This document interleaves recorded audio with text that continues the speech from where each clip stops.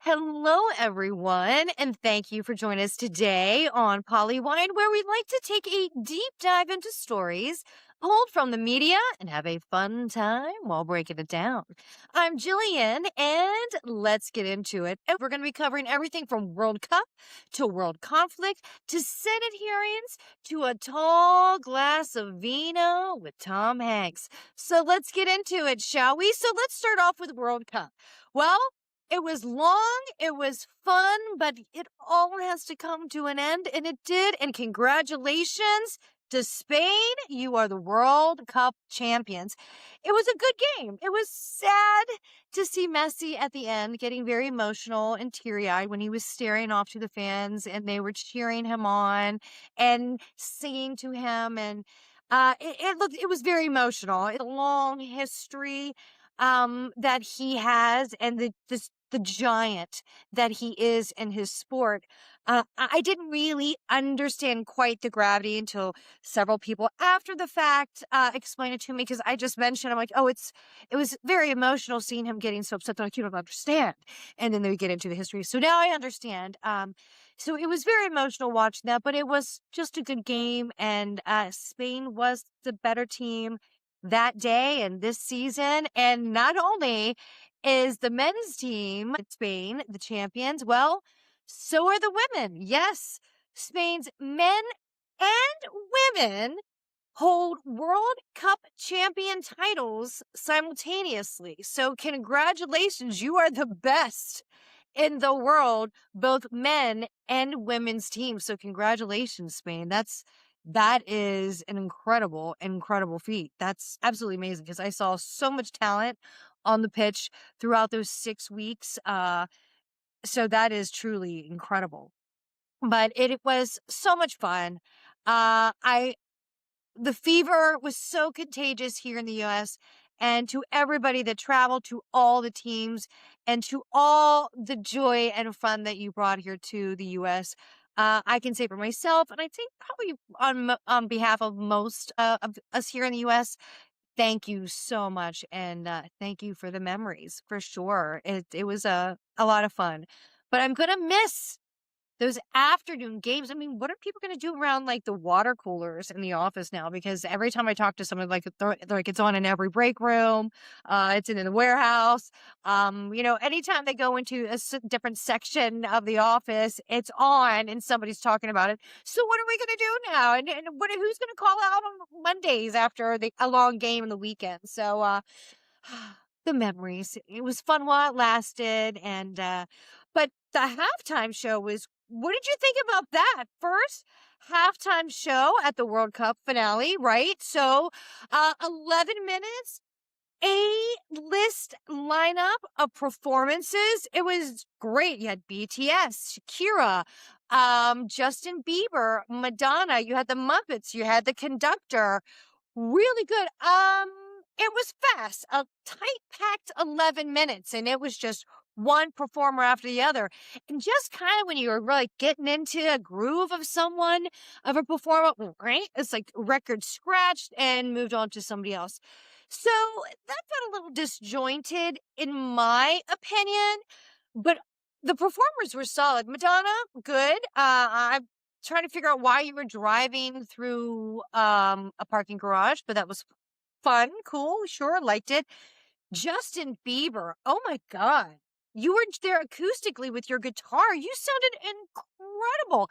Amazing. I was just like, wow, this is powerful. It is beautiful. And just so simple. And I think everybody loved it. Every generation. Your voice was perfect. It really was. I was just blown away by his performance. Shakira brings it every time. She looked great. Her dancers were awesome. I kind of wanted a little bit more Shakira, right? She was just so good, high energy. BTS, of course, my daughter wanted more. So good. So for the first halftime show, it went off with great success, but it did break a major rule. There is a rule set by the International Football League that you can only have a 15-minute break. Well, the first time halftime show for the World Cup, well, they went into overtime, if you will. They went into about double the time. So it exceeded the 15-minute limit. It was about 27.5 minutes. So yeah, it went about double. But hey, for the first time show, it was good. And now you probably know why the tickets were so expensive for every game, because that was one of the major complaints were ticket prices. The sales were just outrageous. Now we probably know why it was so expensive, because to pay off those celebrities that were performing at the halftime show, I cannot imagine how much they had to shell out for those performances. But all in all, it was a good game, good performance, halftime show, and so much fun. So bye World Cup. It was so much fun while it lasted. Thanks for the memories, and see you in 4 years. And will Messi be there? It looks like he's going to retire. He is 39. I cannot imagine 4 years later him stepping back out on the pitch and doing it again and running around for 90 minutes with that intensity. But it could happen. I mean, look at Tom Brady, right? But soccer and football is a whole other league. And I mean, that's nonstop running in soccer, football. But it could happen. It could happen. But he was so emotional. It did seem like his farewell to everybody, but it was a beautiful moment watching him. And will I have the same fever next time? We shall see. But it was fun. It was fun. Now that we just had fun, happy moments, now we're going to have to move into a little bit of some more serious topics here, and we're going to move over to the U.S. war with Iran. So where do we stand today? Well, CENTCOM, U.S. military, just said it has begun its 12th consecutive nights of strikes. And, well, here we are again. The action is continuing. It is escalating. The death toll is rising for our U.S. military. We just had 4 soldiers sent home today. Trump was at Dover Air Force Base today to attend the dignified transfer ceremony of our soldiers coming home in their flag-draped coffins. Always such a sad, sad sight to see. But these images, seeing our soldiers come home in these flag-draped coffins, really hammers down how heavy of a weight that this unpopular, unconstitutional war is, that this administration started. And when I say unpopular, I was reading some of the poll numbers. The disapproval rating, I think, is like in the 60%. And his approval rating is abysmal. Like, it's in the 30s. I was reading like the net approval is like -22. I didn't even know that you could reach that low. And that's what they were saying in some of the polls I was reading. Like, that is the net number, is -22. Those are how poor his approval ratings are. And how pissed off everybody is about this war. Nobody wanted it. We still don't want it, and we just want to get out of it as soon as possible. The American people, we all want out of this war. And when we see you there, Trump, standing over the bodies of these very young men and women, it's just going to get worse for all of us. We're just getting more upset. We don't understand why.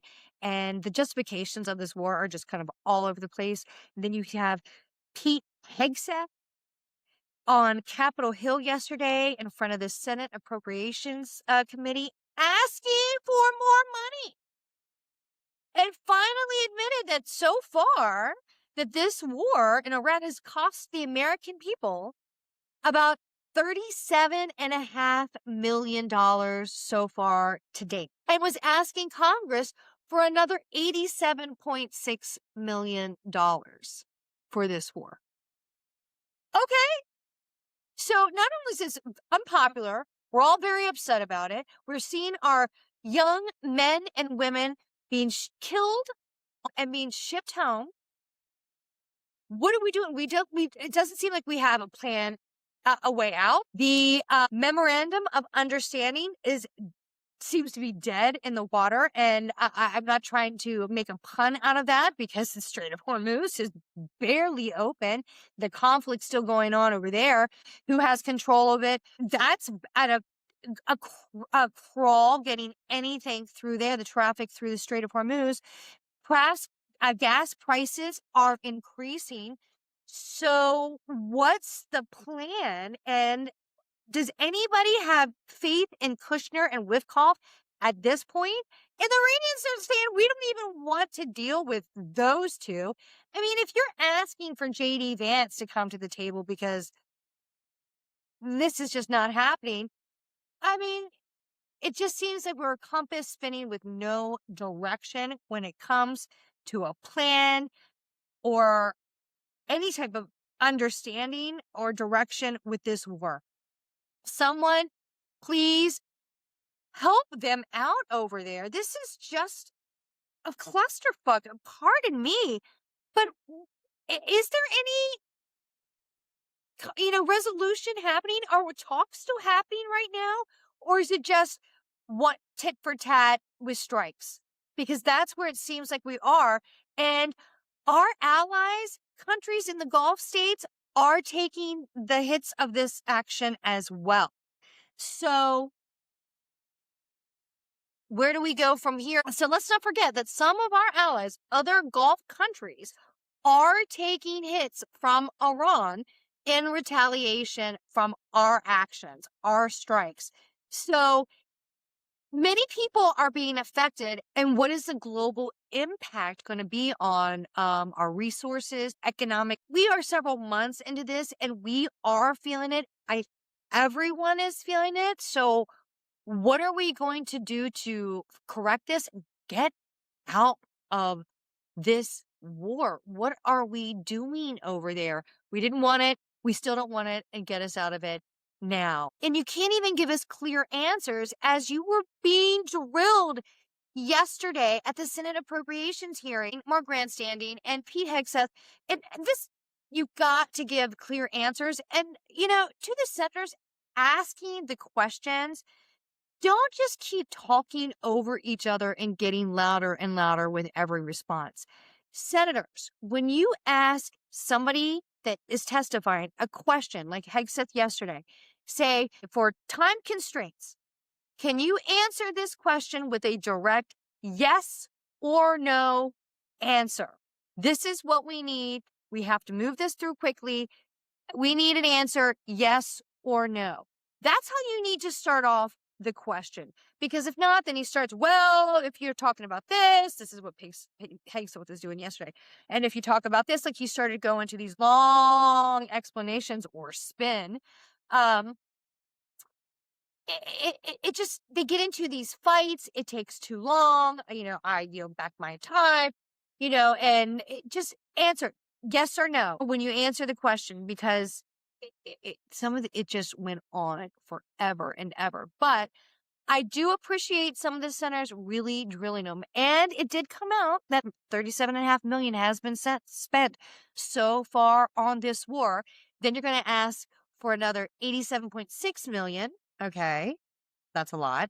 And not only that, the White House just asked for $1.5 trillion for the military budget next year. $1.5 trillion with a T for the military budget. Unprecedented.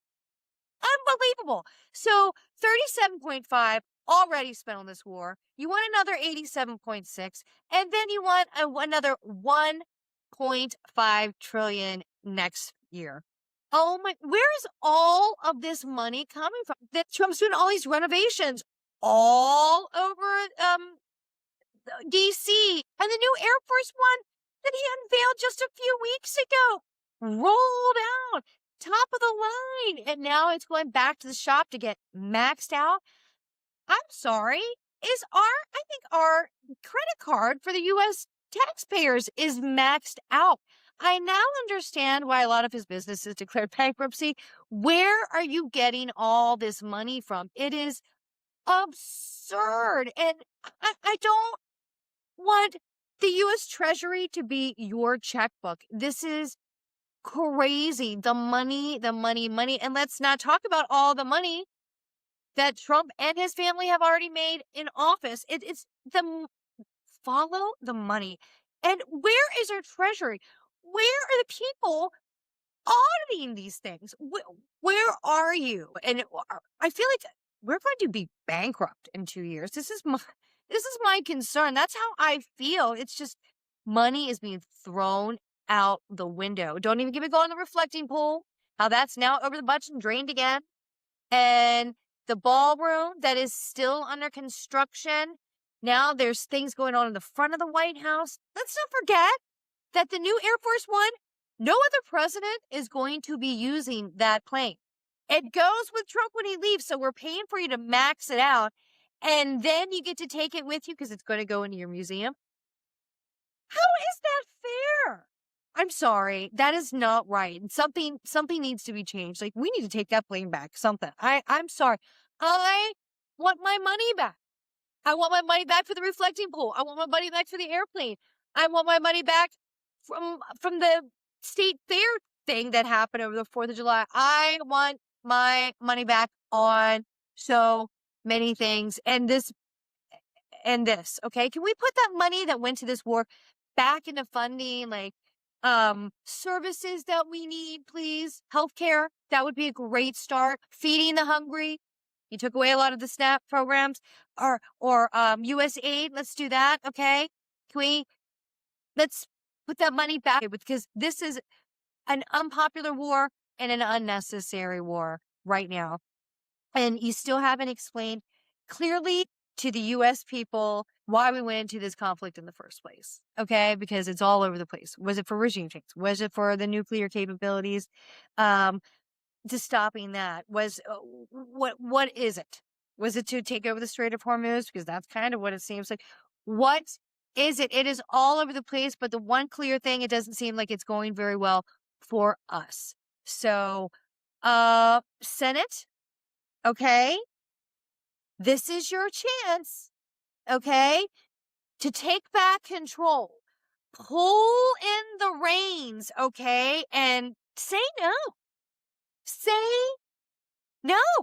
What else do you do? Because we've got to get out. I do not want to put our soldiers at risk. They need the funding they need, but do we need to be there? Okay? So I just want to clear that up. I always want to give our service, our military, everything they need, the protection, the weaponry, the safe barracks to live in. Hello.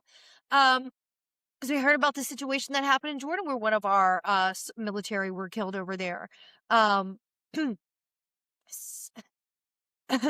Safe barracks, hello, because we did hear about one of the soldiers that just came home today that were in the dignified transfer ceremony was killed at a barracks in Jordan. So let's give them the protection that they need there.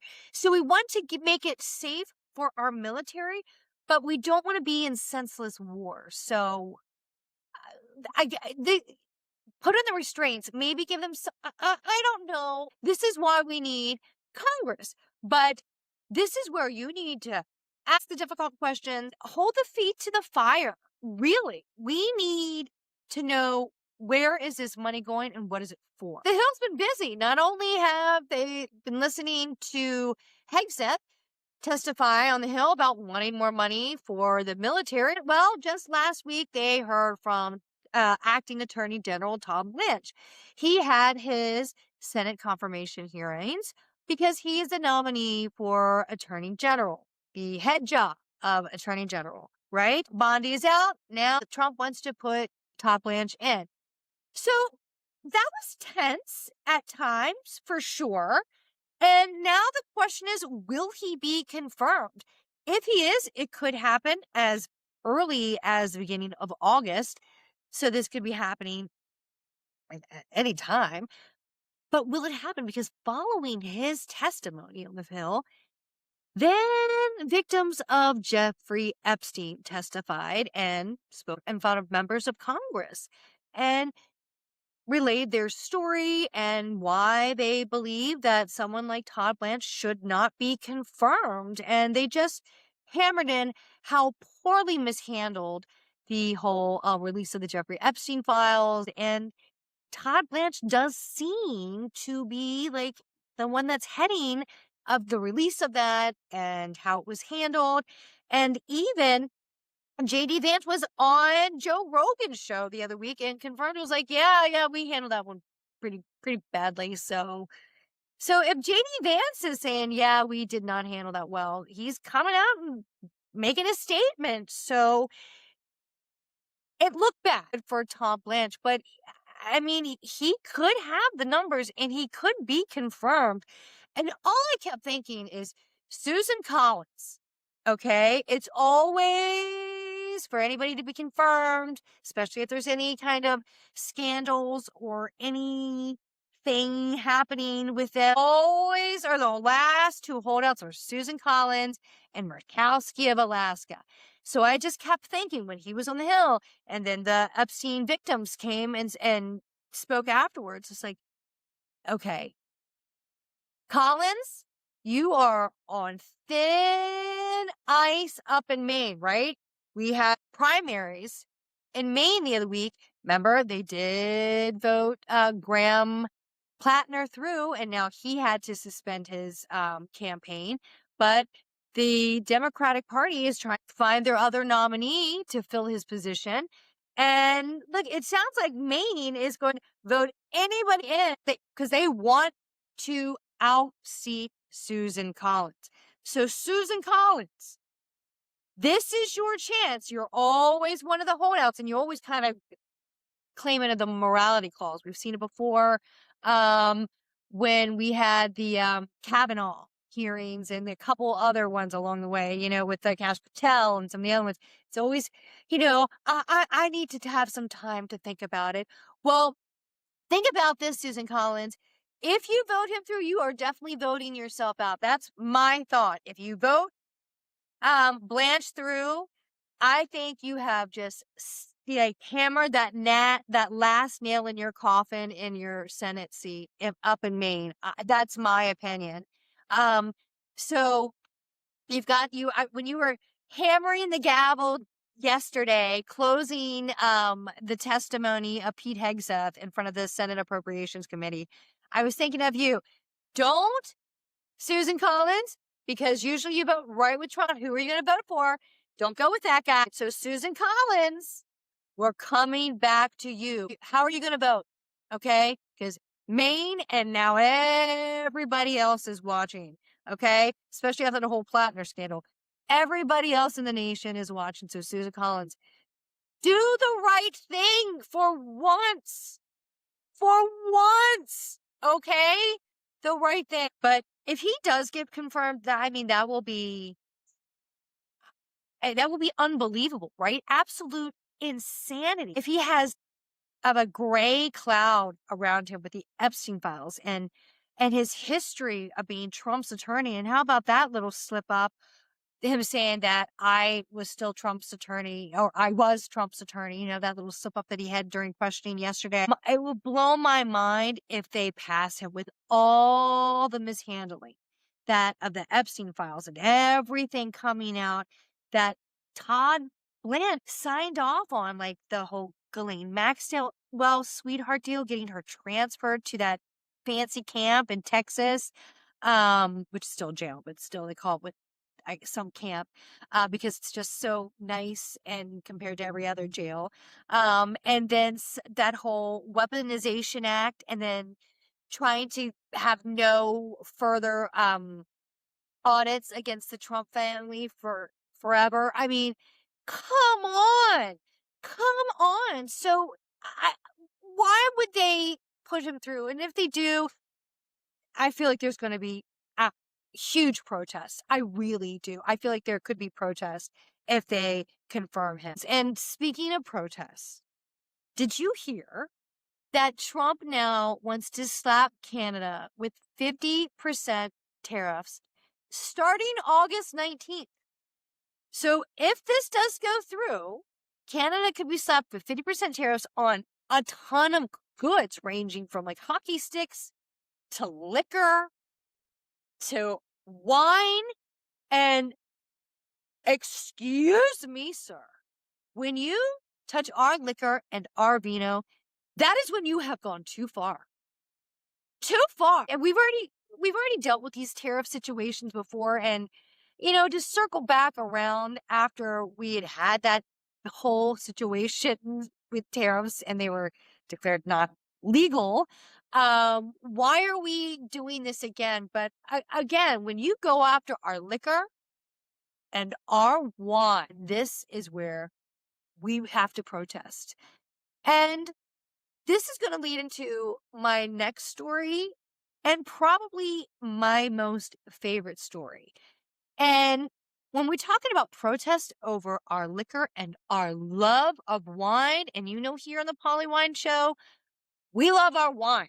We talk about our wine with our politics. We've got our Polly Wine. That's what we love. And this 82-year-old grandmother in Minnesota, Anita LeBron, has taken on the system for her love of her wine. That is right. You give her liberty and you give her vino. Well, I guess Anita was moved into a nursing home. And in her senior living facility, they did not serve liquor or wine because they did not have a liquor license. Well, Anita was not having it. Anita took her love and fight for vino all the way to the State House, testifying twice before the legislature, and she is now put through the bill, the Grandparents' Happy Hour bill, where senior living facilities can celebrate events with spirits without a liquor license. So, Anita, oh my God, you are a pioneer, a matriarch of Melbeck, a Chablis Crusader. You are all of those titles. I think I love you. And I will fight with you, my brave heart, and the love of wine every time. Team Anita, all the way. I need more of her in my life.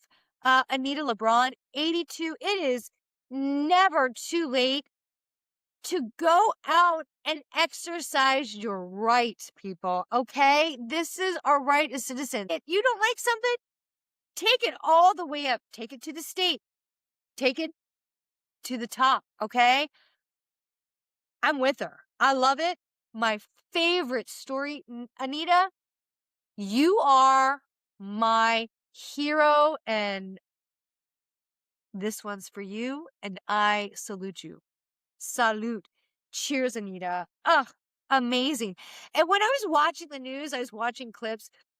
You have Governor Tim Walz there signing in the bill in, and they have all these glasses of champagne, and you just see Anita with all these other women and Tim Walz behind her smiling. I was like, yes, that is a great picture. And Tim Walz, it has been rough for you in the last couple years. So to see that big smile on your face was great. This is a great story. I needed an uplifting story like this in politics. It's been dark. It's been rough lately. So Anita, I salute you. And it just gives me such a good feeling to know she took on the system. She won for her spirits. And you have the spirit, Anita. I want everyone to have that spirit of fight from Anita. It's amazing. It's amazing. It makes me feel so warm and fuzzy inside when I hear a story like that. It just love it so much. Don't stop her. And as we're talking about warm and fuzzy, this is where we're going to take a turn into our entertainment segment of the show. And I have been watching a 10-part docu-series on Peacock, and it has been airing a little bit on NBC. I saw a little bit last night, an episode on NBC on Hulu. And that is called The Americas. It's a 10-part docu-series. It is narrated by Tom Hanks. So like I said, I'm just warm and fuzzy. You know it's going to be good because Tom Hanks is in it. It is amazing. They have really cool fun facts that kind of pop up on the screen. It covers everything from North, Central, and South America. It covers everything about nature and you name it, just super, super cool. But last night I was watching the one on the oceans and I could not look away. I was absolutely just drawn in and mesmerized. It was so beautiful. The images were just breathtaking. And I really enjoy documentaries like this. I just talked about it last week how I was watching another docu-series with Tom Hanks, of course, called World War II. And, you know, everything he touches turns to magic. It really does. He's so, so talented. So to have that comfort of Tom Hanks narrating, his voice so soothing because we all know it. We got Woody in the background talking to us, narrating the most beautiful images of nature from everything from north to south. And I just learned so much in a short period of time. So just an excellent body of work. I'm thrilled to finish watching all 10 episodes. But if you have a chance to catch that series, docu-series, The Americas, narrated by Tom Hanks, like I said, Peacock, if you've got it, no commercials, it's great. You can catch it on NBC, but it is definitely worth watching. But this docu-series, it's been excellent, but it really makes you appreciate um, your history, the beauty of your land, and everything that surrounds you that is a part of you and makes your history, that we might take for granted.